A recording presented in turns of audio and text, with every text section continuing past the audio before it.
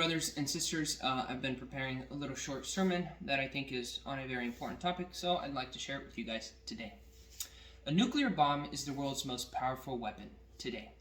Only a few are known to exist. About 3.8 thousand are still active.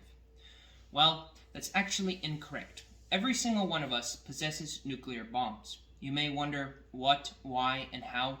The answer is simple. Words have the same explosive force as a nuclear bomb, and each word has the same power equivalent to a nuke.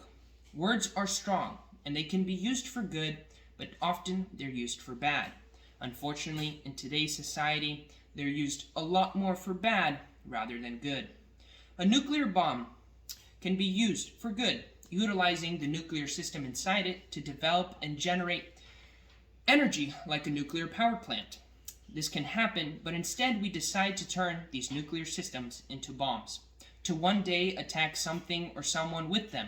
The same can be said for our words.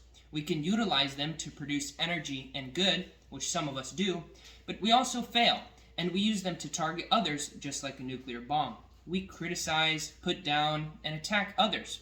What happens when we attack others with these words? Those familiar with nukes, they destroy everything with radiation that comes from them. The closest to the force will instantly die, and the rest spreads and slowly kills everyone. The same is for our words. The people that shoot the bombs over and over again and get hit first, those instantly die. They get affected first, and that's why suicide rates are the highest in history. It's all because of this. But not only are the closest affected, those that are getting hit with these words. Oftentimes, when they get hit with these bombs, they spread the anger onto others, and this results in destroying other people's spirits and body, inside and out, just like radiation that occurs from a nuclear bomb. We know of many examples of this happening around us, perhaps even people we know that have lost faith from a result of this.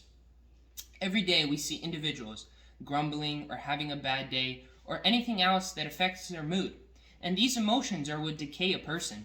This is the global explanation for why we have depression and why it's at its highest peak ever. This is why people detest, they don't love each other. Today, there's not many people around us that show love. Divorce rates are higher than ever, and with so many nuclear bombs being spread around the world, it is decaying, and everyone is not happy. It is difficult to find love, happiness, and kindness today, despite the fact that we all have the power to spread it. We choose not to do so. God created the entire world with his words. Everything he confesses can be done through his words. God sent his Son, the Messiah, to be our example of how we should live our life.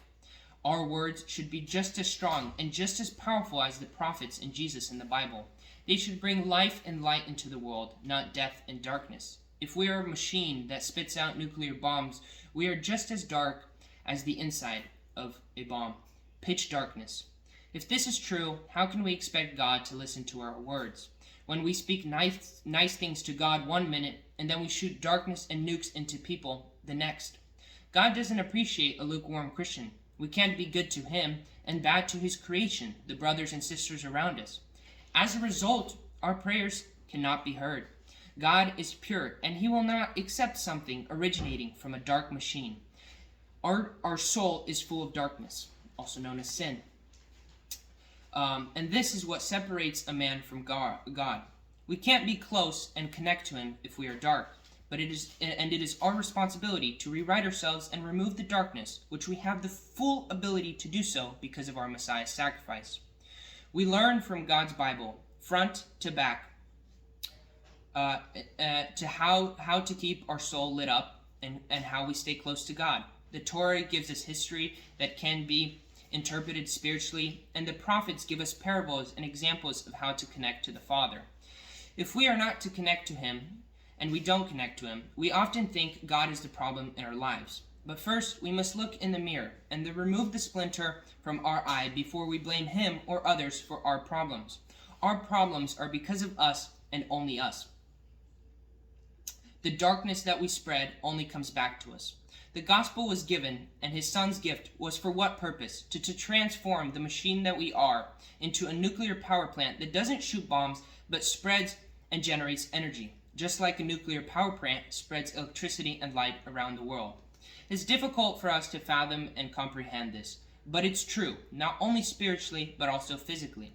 I can give you some scientific examples of how powerful words are on a physical level, not only to humans, but everything living. An experiment was done by Dr. Masaru Emoto in Japan. It's called the water experiment, and how words are powerful. He froze water in containers, and each of these sets of waters, some were given good words, good moods, and good atmospheres around them, and other ones were given bad moods, curses, and bad atmospheres around these. And these words were just said to blocks of ice. Yet what happened after he looked under a microscope? Over a course of several days, he realized that those that were being cursed had bad environments, had bad words. The molecular structure of the water had changed. Other tests have been conducted with living plants, and all those who received bad words and curses end up dying or withering away. This holds true for our bodies and spirits, despite the fact that some of us are spiritually tough, and we believe that it has no effect on us because we are shielded by the Messiah Jesus. The truth is, God allows others to influence and mold us, and the majority of us are affected by the strong words that are spoken over us. There's nothing we could do to stop it unless God doesn't allow it. Summing back to our prayers, there are many words we can say, and many ways we could pray. We could pray in our thoughts, in solitude, in groups. Nevertheless, sometimes we pray to God in anger, shooting bombs at him, but we can't affect him. Oftentimes, the reality of doing so just reflects it back on us. We must always maintain a high level of prayer, since all we have is due to God. So we need to owe him gratitude for both the good and bad. And the best example given to us in the Bible is Job. His example is how we need to live our lives. Throughout everything that was taken from him, one by one, he knew it was for a reason. And we need to see that it is the same for us. If we have lost the lives of others close to us, or we have gotten badly sick or injured, or we have lost lots of physical possession and riches, we often shoot bombs at God for it, when we should be thanking him. You are nothing without God, right? So Job, when he lost his family, his friends, all his goods, he didn't condemn God. He thanked it. He thanked him because of it, because everything he had was due to God. It's difficult for each and every one to see what's wrong. It's difficult to stop spreading these nuclear bombs and frustration for what's happening to us and others. And we want to curse and leave God and curse others. And we want to leave God for not hearing us. What we need to do is thank him for everything that happens to us, both good and bad.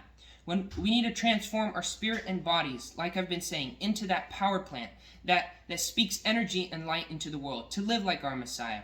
And that is our one and only goal. Our first step is we need to pray forgiveness and ask God to transform our hearts into that source of energy that spreads good, rather than the bomb-making factory that we are. And it may take time for us to change, but we can only change if we honestly believe that we can. If we truly believe that everything we have is a gift from God, and that we must thank him for everything that comes our way, regardless of the circumstance. When everyone prays tonight, remember our Messiah's brilliance and the light he shed. Make it a life aim of yours. Because nowadays we are stressed and we are either caught up in the present or the past. And while remembering the past or setting goals for the future is important, we must not forget that we have only one aim in life, to live a life like our Messiah. And whatever happens in the future, we must thank God for it. And whatever is stuck in our mind about the past, we must realize it was done by God, and he has the authority to do so. It was all meant to be. All of these are words on how we should live our lives. We don't know how much longer we have on this planet. Every day, people go and die in unfortunate ways. Young, old, it doesn't matter the age. But what we do know out of this is that we should be glad for what we have today, whether it's good or bad, and it's all in God's hands. And we should bless him for it. It makes no difference whether it gets worse and worse or better and better. Just remember, it's all in his hands.